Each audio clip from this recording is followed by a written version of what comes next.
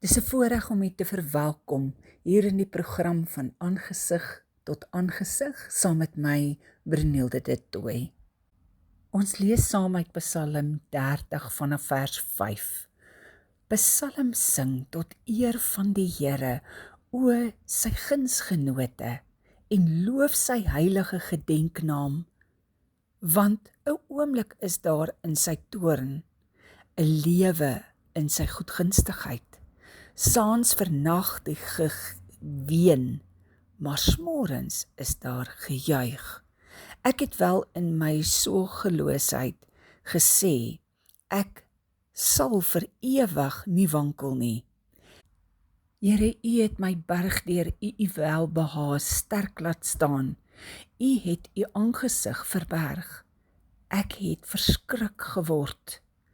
Ek het u aangeroep, Here, en ek het die Here gesmeek.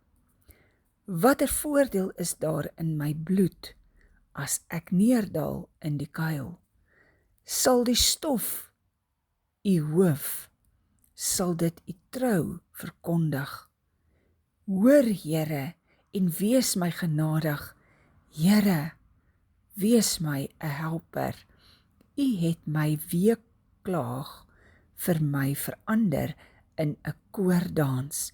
U het my roukleed losgemaak en my met vreugde omgord, sodat my eer u kan besing en nie swyg nie. Here my God, vir ewig sal ek u loof.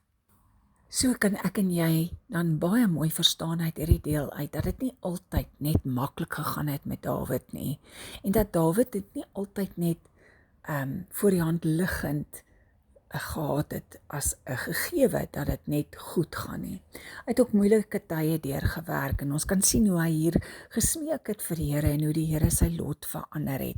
Ek wil graag ook Psalm 27 onder die aandag bring daarvan vers 9 af. Verberg u aangesig nie vir my nie, wys u knegt nie af in toorn nie. U was my hulp, verstoot en verlaat my nie, o God van my heil. Jy kan sien dat hy diep afhanklik is. Ek en jy moet leer om in hierdie afhanklikheid te bly leef van die Here. Want my vader en my moeder het my verlaat, maar die Here sal my aanneem. Here, leer my u weg en lei my op die gelyke pad. Vanweë my vyande, gee my nie oor aan die begeerte van my teestander nie, want valse getuienis het teen my opgestaan en hy wat geweld uitblaas. O, as ek nie geglo het dat ek die goedheid van die Here sal sien in die land van die lewendes nie. Hierop wil ek net die klem lê, dat hy 'n keuse gehad om te glo dat hy die goedheid en die guns van die Here sal ontvang. Jy weet, soms gaan ons deur 'n verskriklike moeilike tyd en dis amper asof almal teen jou draai en jy half voel, maar weet jy wat, daar is vir my geen uitkoms nie, ek het geen doel oor nie, want ek word verswelg deur hierdie moeilike goed. Maar om in daai tyd na die Here toe te draai. Jy weet, dalk gaan jy deur 'n tydperk waar jy jou werk verloor het, omdat daar vals getuies teen jou gelewer is. Dalk verloor jy selfs finansiëel alles. Dalk moet jy gesekwestreer of gelikodeer word. En is dit vir jou verskriklik om te dink hoe jy eintlik daar hoogverraad teen jou gepleeg is en hoe jy alles moes prysgee. Maar hier leer ons in die woord dat Dawid weet dat hy sy God aangryp en roep dat hy nie teen hom draai nie, is daar nog vir hom hoop. So ek en jy moet leer om in elke saak na God toe te draai en so vas te maak dat hy is 'n goeie God.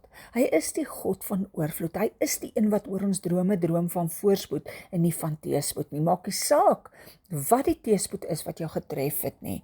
Dat jy jou fokus sal reg kry om te weet Dis net deel van die journey, dis nie die einde van jou verhaal nie. Dis die begin van die nuwe deel van jou verhaal. Skuif jou klem wanneer dinge vir jou moeilik is. Gryp aan die Here vas, want jy het niks anders nie. Gryp vas en hou en sê, Here, ek gaan U nie los nie totdat U my seën. En op hierdie stadium is dit belangrik om soos Dawid te sê, ek hou aan U vas en dankie dat U my nie verlaat nie, moet my asseblief nie verlaat nie.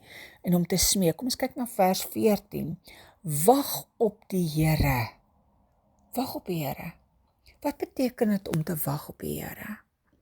Dit beteken om stil te word van jou eie planne, stil te word van jou eie denke, stil te word van jou eie begeertes en regtig te wag om sy stem te hoor.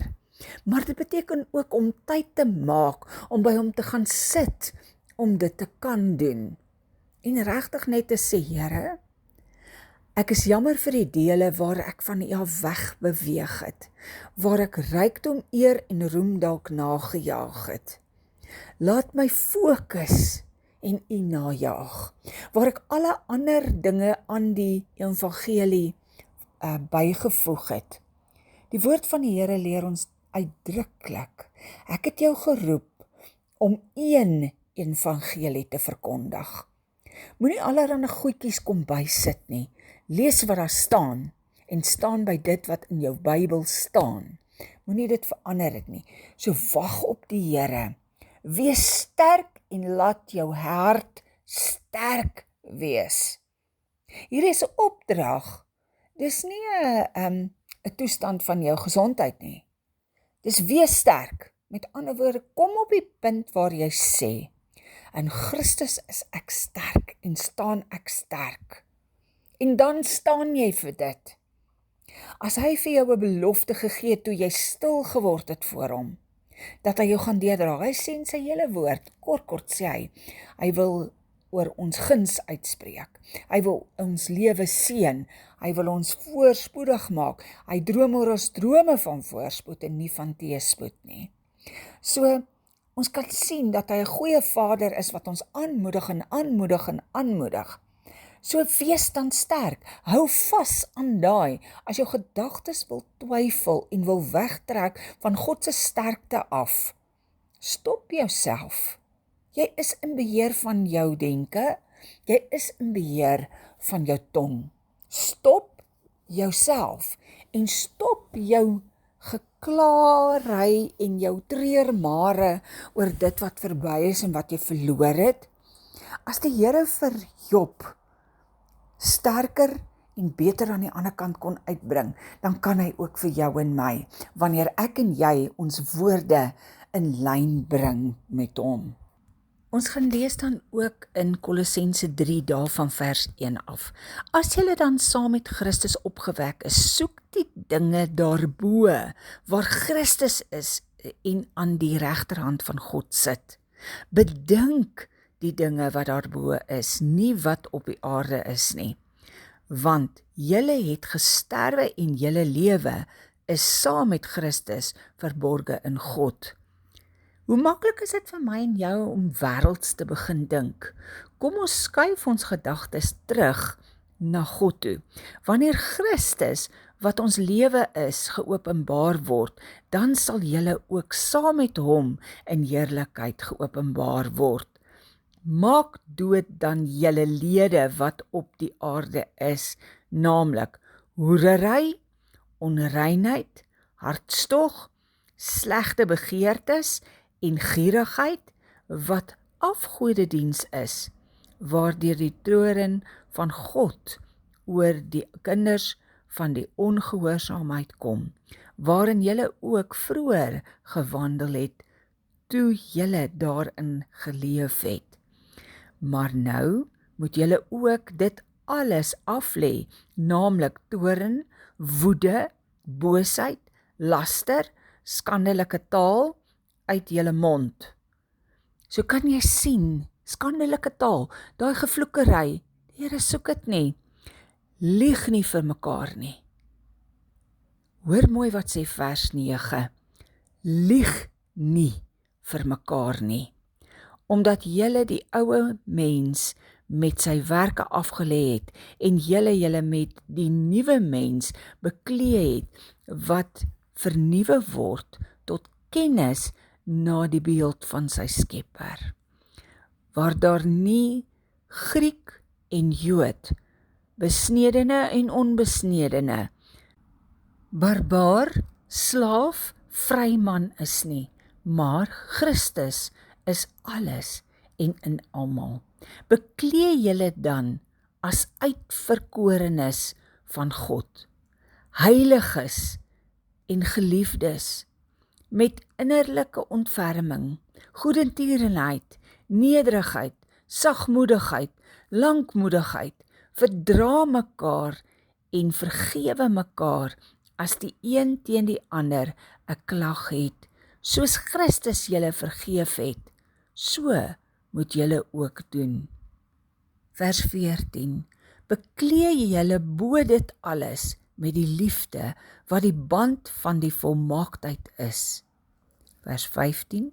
En laat die vrede van God, waartoe julle ook in een liggaam geroep is, in julle harte heers, en wees dankbaar. Kan jy sien dat jy vrede moet najaag? Hier staan dit so duidelik opgeskryf. Vers 16. Laat die woord van Christus ryk in julle woon, in alle wysheid. Leer en vermaan mekaar met psalms en lofsange en geestelike liedere en sing in julle hart met dankbaarheid tot eer van die Here. Hy sê nie sing wanneer dit met jou goed gaan nie. Hy sê nie sing as dit vir jou lekker is nie. Hy sê nie sing as jy lus is nie. Hy sê sing. Vers 17. En wat julle ook al doen in woord of in daad, doen alles in die naam van die Here Jesus en dank God die Vader deur hom. Kan jy in die naam van die Here vloek? Jy kan nie verwag om 'n seën te wees nie. Jy kan nie verwag om geseën te word nie. Hy sê doen alles in die naam van die Here. Sou Christus dan wou hê dat ek en jy ons hier meer die hele tyd moet verloor? Dis nie die feit dat jy kwaad word wat die sonde is nie. Dis wat uit jou mond uitgaan, leer ons in die woord van die Here. Dis wat uit jou mond uitkom wat jou onrein maak. Hier kom 'n opdrag wat meeste vrouens verskriklik rebels maak. Maar vers 18 sê, vroue, wees julle mans onderdanig, soos dit betaamlik is in die Here. In die Here. In die Here. Nou, om jou man onderdanig te wees, is nie dat jy ja baas, goed baas, reg baas nie. Glad nie. Dis 'n gesindheid van jou hart, om te weet dat die Here het hom aangestel as die priester, hoof en profeet van jou huis. Jy as vrou kan bid dat jou man versterk word om die regte keuses in sake te maak, sodat jy en jou kinders nie daaronder ly nie. Dis deel van onderdanigheid. Dis nie ingebring dat jou man op jou kan afdruk, jy moet my voete soen en allerhande dinge nie. En ek sit en jy dra alles aan die glad nie. Dis bedoel sodat dit vir jou as vrou vir beskerming kan wees. Jou man het nie skielik die gesag om jou te domineer nie, maar dis 'n saak tussen jou en die Here om hom eerste te stel, om te sorg dat hy goed aangetrek is, goed versorg is en goed kos kry, sodat hy die broodwinner kan wees van jou huis en kan inbring dit wat die Here in guns en oorvloed oor jou ook bewerk. Maar dan net in die volgende vers loop ons die opdrag vir die manne. Manne, julle moet julle vroue lief hê en nie teen hulle verbitter word nie. So hoekom kom die Here en hy sê, moenie teen hulle verbitter word nie? Hy weet, die mans kan maklik opvleend raak teen hulle vrou. En hulle vrou so opvryf dat sy obstinaat word op die ou einde. So moenie verbitterd raak teenoor hulle nie.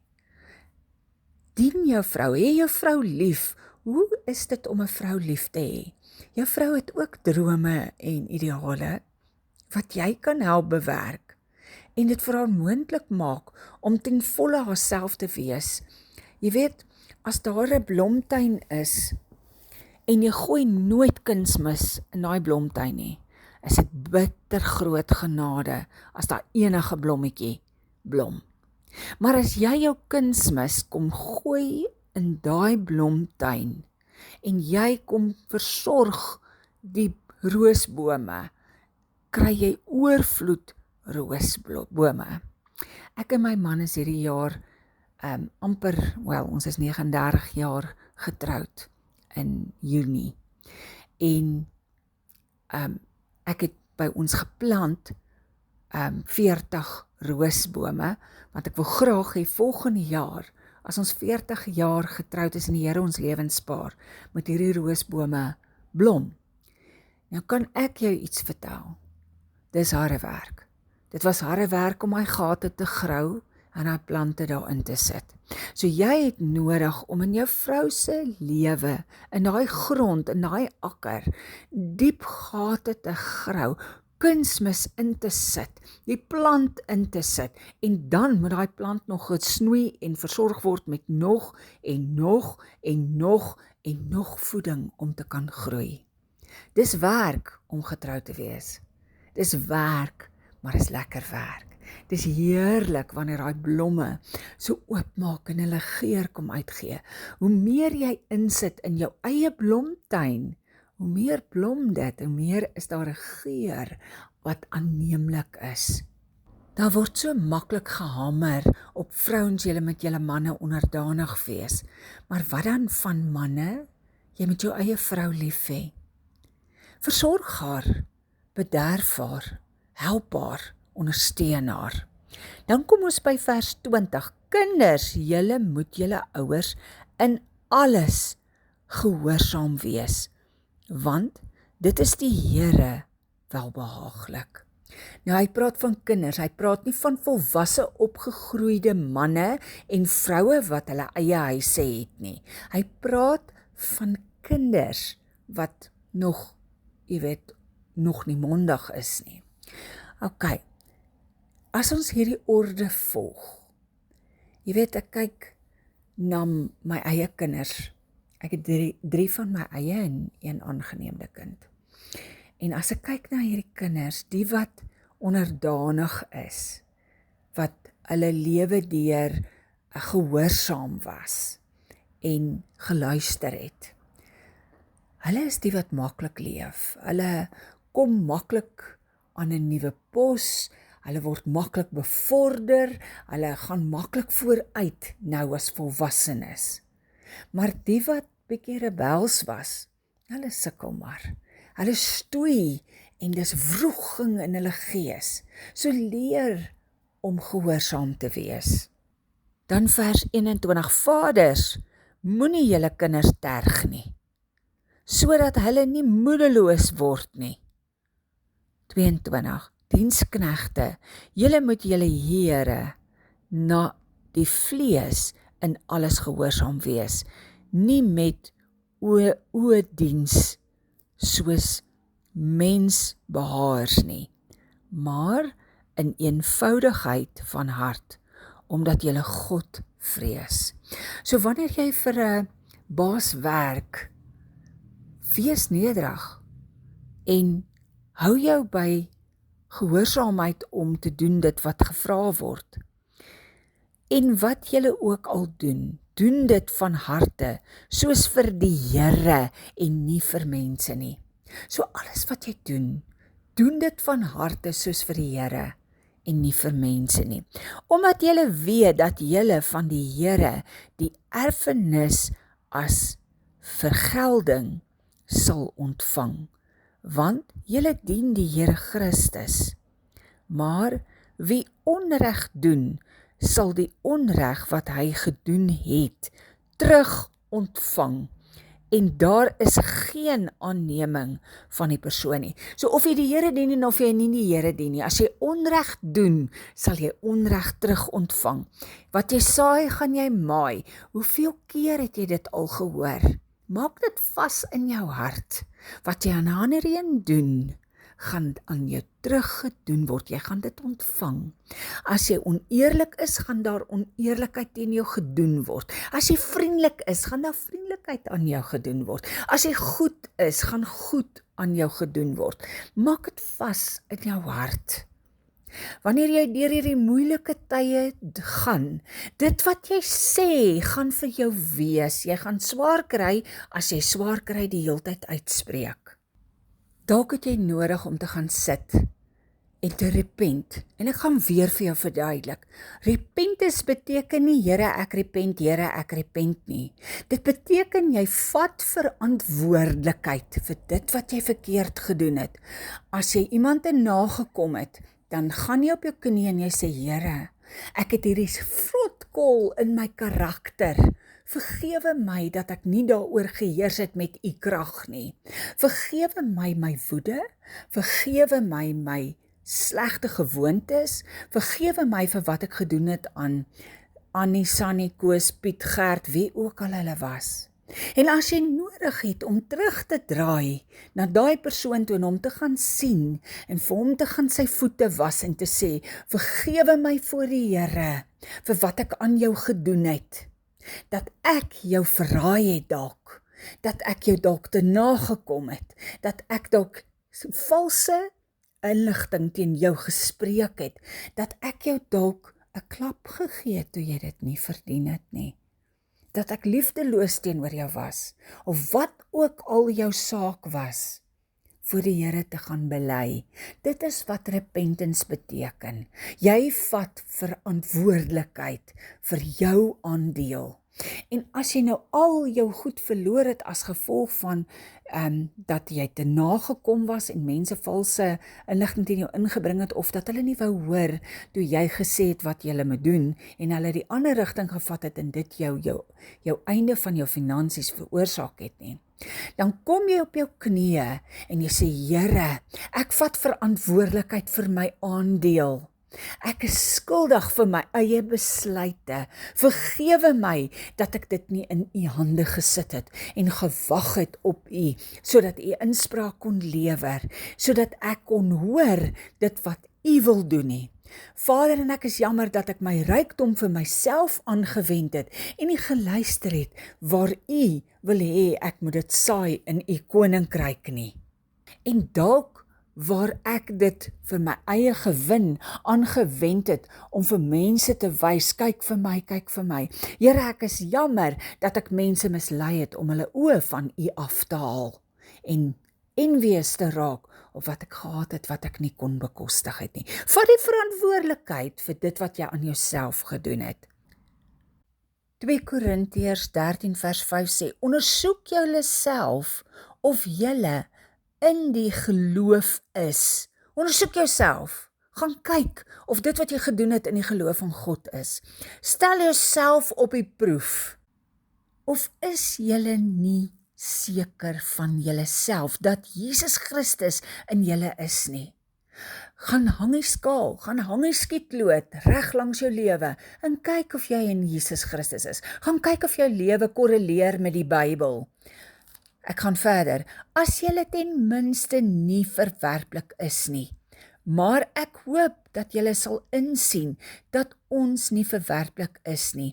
Ek bid God dat julle geen kwaad mag doen nie dat ons beproef mag blyk nie, maar dat julle kan doen wat goed is en ons as verwerplikes kan wees. Jy het nodig om vas te maak dat jy aanneemlik is vir God. Jy het nodig om jouself te ondersoek en te deurkyk. Elke gedagte wat jy het, is dit voor God aanneemlik. Elke daad wat jy doen, is dit voor God aanneemlik. Dis jou werk om dit deur te werk. Vers 8, want ons kan niks doen teen die waarheid nie, maar wel vir die waarheid, want ons is bly as ons swak is en julle sterk. En hierom bid ons ook, naamlik om julle volmaking. Daarom skryf ek dit in my afwesigheid, om nie as ek teenwoordig is, strengheid te gebruik nie, volgens die geslag wat die Here my gegee het om op te bou en nie om af te breek nie. Verder broeders, wees bly, word volmaak, laat julle vermaan, wees eengesind. Ek sê weer, laat julle vermaan, wees eengesind.